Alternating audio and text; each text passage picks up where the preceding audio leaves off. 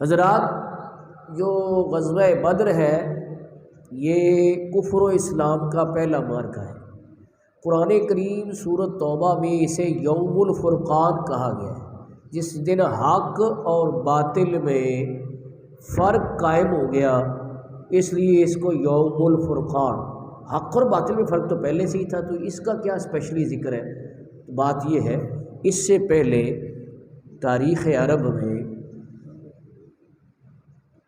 برادری کی بنیاد پر، رنگ کی بنیاد پر، نسل کی بنیاد پر، قبیلے کی بنیاد پر جنگیں ہوتی رہیں، لیکن یہ پہلی جنگ ہے جس میں باپ ایک طرف ہے، بیٹا دوسری طرف ہے، چچا ایک طرف ہے، بھتیجا دوسری طرف ہے، بھائی ایک طرف ہے، دوسرا بھائی ایک طرف ہے، ماموں ایک طرف ہے تو بھانجا دوسری طرف ہے، بیٹا ایک طرف ہے تو باپ دوسری طرف ہے۔ اس کی مثالیں بھی میں دے دیتا ہوں۔ حضرت حذیفہ، ان کا والد عتبہ یہ کافروں کے لشکر میں ہے۔ اچھا، پھر جناب علی حضرت ابوبکر صدیق اسلامی لشکر میں ہے، ان کا بیٹا عبد الرحمن بعد میں مسلمان ہو گئے تھے، وہ کفار کے لشکر میں ہے۔ حضرت عمر بن خطاب رضی اللہ تعالیٰ عنہ آپ اسلامی لشکر میں ہیں اور کفار کے لشکر میں آپ کا ماموں ہے، ٹھیک ہے نا۔ حضرت علی اسلامی لشکر میں، آپ کا بھائی عقیل بن ابی طالب جو بعد میں مسلمان ہو گئے تھے وہ کفار کے لشکر میں ہے۔ تو کہنے کا مقصد یہ ہے کہ یہ کفر و اسلام کی پہلی جنگ ہے جس میں کہ کسی نظریے کی بنیاد پر جنگ ہوئی ہے، اور اس میں قومیت اسلامی تشکیل پائی ہے کہ کسی رنگ کی بنیاد پر یہ قوم نہیں بنی، یہ نسل کی بنیاد پر نہیں، یہ قبیلے کی بنیاد پر نہیں، بلکہ کس بنیاد پر بن رہی ہے؟ کلمہ طیب کی بنیاد پر۔ علامہ اقبال کہتے ہیں، اپنی ملت پر قیاس اقوام مغرب سے نہ کر، خاص ہے ترکیب میں قوم رسول ہاشمی۔ سب کہیں صلی اللہ علیہ وآلہ وسلم۔ پھر دوسری بات یہ کہ اس کا سبب کیا بنا؟ سبب ہے کہ ابو سفیان جو بعد میں مسلمان ہو گئے تھے، ان کی قیادت میں ایک قافلہ آ رہا تھا شام سے، کافروں کا قافلہ تھا، تو اس پر ضرب لگانے اور اس کے روکنے کے لیے رسول پاک صلی اللہ علیہ وسلم آپ لشکر لے کر چلے، لیکن ابو سفیان وہ اپنا قافلہ بچا کر لے جانے میں کامیاب ہو گیا، لیکن اپنے کافروں کو اس نے مدد کے لیے طلب کیا۔ یہاں رک کر ایک بات میں کہنا چاہتا ہوں کہ اس سے یہ درس مل رہا ہے کہ کفار کی معاشی طاقت پہ ضرب لگانی چاہیے تاکہ اکنامکلی وہ کمزور ہو اور اسلام کے خلاف سازشیں نہ کر سکیں۔ تو یہ ایک طریقہ ایسا ہے کہ آج بھی اس پہ عمل درآمد اس طرح سے ممکن ہے کہ آپ کافروں کی تیار شدہ چیزیں، ان کی مصنوعات استعمال کرنا بند کر دیں، تو آپ دیکھیں کہ کیسی کاری ضرب یہاں بیٹھے بیٹھے وہاں پر لگائی جا سکتی ہے۔ اور دوسرا طریقہ یہ دوسری وجہ یہ بھی ہے کہ اگر ہم پاکستانی مصنوعات استعمال کریں گے تو زر مبادلہ ہمارے ملک میں رہے گا، لیکن اگر آپ باہر کی چیزیں استعمال کریں گے تو زر مبادلہ باہر جائے گا، جس سے کہ ملک کی معیشت کمزور ہوگی۔ اس پر اس دفعہ میں نے آرٹیکل لکھ دیا رضائے مصطفیٰ میں، وہ آپ دیکھیں 2 صفحے کا ہے، لیکن اس میں میں نے یہ سارے اسباب بیان کر دیے کہ IMF کی محتاجی کیوں ہوئی ہے اور اس سے چھٹکارا کیسے ممکن ہے۔ یہ سب باتیں اس میں بیان کر دی ہیں، وہ ضرور پڑھیے گا انشاءاللہ۔ ہم وہ انجمن جہاں نثاران مصطفیٰ کے گروپ میں اس کو شیئر کر دیں گے۔ تو اس سے یہ پتہ چلا کہ کفار کی معاشی طاقت پہ ضرب لگانی چاہیے، کس طرح سے کہ ان کی مصنوعات کا بائیکاٹ کر دیا جائے۔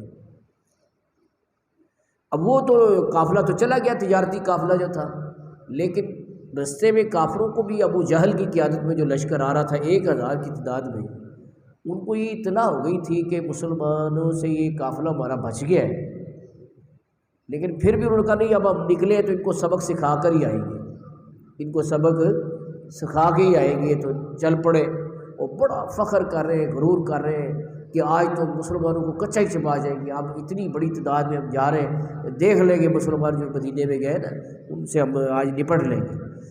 تو یہ غرور و تکبر جو ہے اللہ کو ناپسند۔ قرآن کریم میں سورۃ توبہ میں اللہ پاک نے فرمایا وَلَا تَكُونُوا كَالَّذِينَ خَرَجُوا مِن دِيَارِهِمْ بَطَرًا الناس. سبحان اللہ. میں ان لوگوں کی طرح نہ ہوتا نا جو کہ اکڑتے ہوئے اور دکھاوا کرتے ہوئے اور اللہ کے راستے سے روکتے ہوئے آ رہے تھے، ان کی طرح نہیں ہونا. ہر منزل پہ ٹھہرتے، اونٹ ذبح کرتے، کھانا پکاتے، شرابیں پیتے، بڑے مست ہوتے. مقصد یہ تھا کہ جو جو دیکھے اس پہ بھی دھاک بیٹھ جائے ہمارے، یہ مقصد تھا ان کا. اللہ پاک نے فرمایا کہ اے مسلمانوں، تم نے ایسا نہیں ہونا. تم نے کیا کرنا ہے؟ اللہ اور اس کے رسول پہ یقین رکھنا ہے. تو مسلمان کس طرح سے آ رہے تھے؟ حفیظ جلندری صاحب جنہوں نے قومی ترانہ لکھا ہے نا، انہوں نے اس بات کو نظم کیا. کہتے ہیں عجب انداز سے آئے خدا کے چاہنے والے، عجب انداز سے آئے خدا کے چاہنے والے، زبان خشک پوشاک دریدہ پاؤں میں چھالے. کہ زبان خشک ہے پیاس کی وجہ سے، اور کپڑے پھٹے ہوئے ہیں، اور پیروں میں پہننے کے لیے جوتیاں نہیں تو پیروں میں چھالے پڑے ہوئے ہیں. اس انداز سے عاجزی ان کے ساری کے ساتھ آ رہے ہیں.